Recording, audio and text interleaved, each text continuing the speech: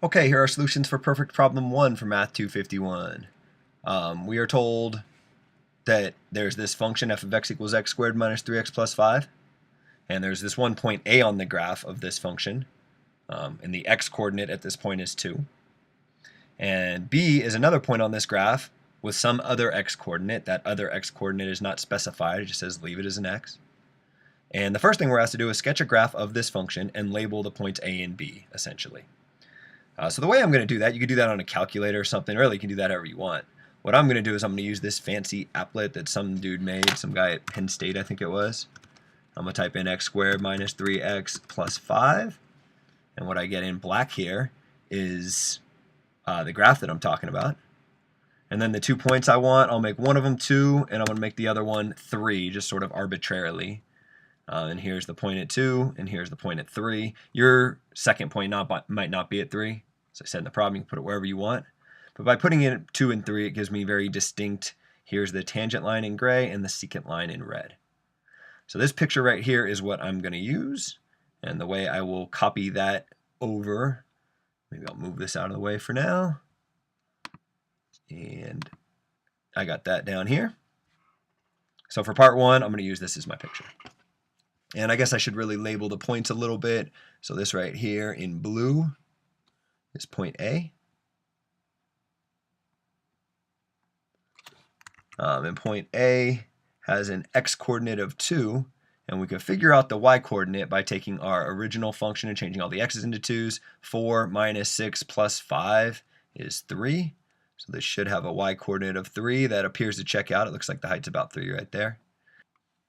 And this point here, it said that the x coordinate I should just leave as an x, and the y coordinate, well, if I don't know what x is, I can't really plug anything in up here, so I'll just leave it as x squared minus 3x plus 5. So I got 2 points, one with an x coordinate of 2 and a y coordinate of 3, and the other one with an x coordinate of x, and therefore a y coordinate of x squared minus 3x plus 5. This picture, I believe, is everything I need for part 1. Part 2. Part 2 says to use the methods of 2.1 to determine the slope of the secant line AB. So in 2.1 we learned that the slope of a secant line is just the difference in the y coordinates divided by the difference in the x coordinates. And since I have 2 x coordinates and 2 x coordinates and 2 y coordinates, I can plug stuff in.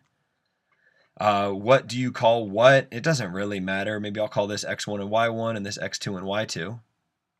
So I got y2, which is x squared minus 3x plus 5. And from that, I want to subtract y1, which is 3. And I want to divide that by x2 minus x1. So for part 2, it says determine the slope of the secant line. That's this thing right here. Can I simplify that? Yeah, I could, but it says don't try to simplify. Okay, done. Part 3, to estimate the slope of the tangent line at A, we let the point B get close to the point A. To calculate the slope of the tangent line, we evaluate the limit as x approaches 2 of the slope of the secant line from step 2. Evaluate this limit using the methods of section 2.3. Essentially, what that is saying is it's saying the slope of the tangent line, maybe this should have been m secant and this is m tangent.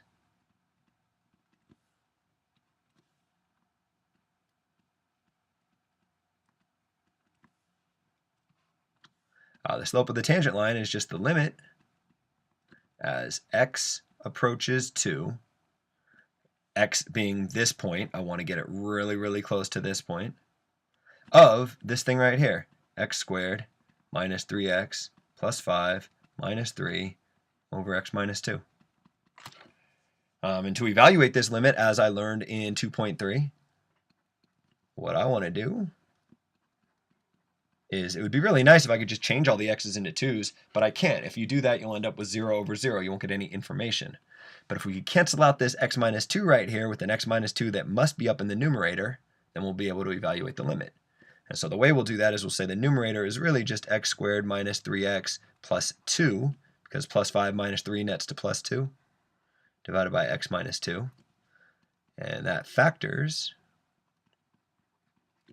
2. I need two numbers that that multiply to positive 2 and add to negative 3. Sounds like x minus 2 and x minus 1. And so if I cancel out those x minus 2's, I get the limit as x approaches 2 of x minus 1, which I can evaluate because this is continuous. I can change all the x's into 2's and just get that that's 2 minus 1, aka 1. So I calculated the slope of the tangent line here in gray, and I calculated it to be 1. Guess I'm done with part 3. Part 4. Part 4 says determine the equation of the tangent line algebraically and use your graph to check that your answer is reasonable. Well, part 4, I figured out in part 3 that the slope of the tangent line is equal to 1. So what I'm trying to do is come up with the equation of this gray line right here. The slope is equal to 1, and it goes through the point, and it passes through the point 2, 3. So a couple ways you could solve this. One way would be to use the point slope form of a line. You could say y minus y1 equals m times x minus x1. So letting 3 be y1, m is equal to 1, x1 is equal to 2.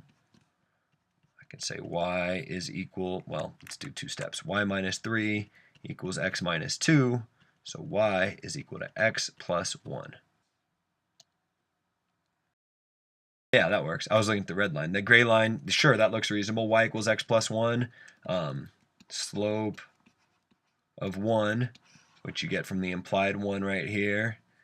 Y intercept of 1, which you get from this 1 right here.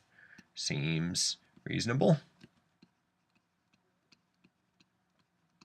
So I will just call this right here. So y equals x plus 1 is equation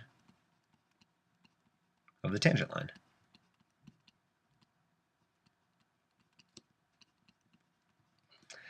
Which is all question 4 was asking for, so I suppose that's the end of this problem. So I'll stop the video here.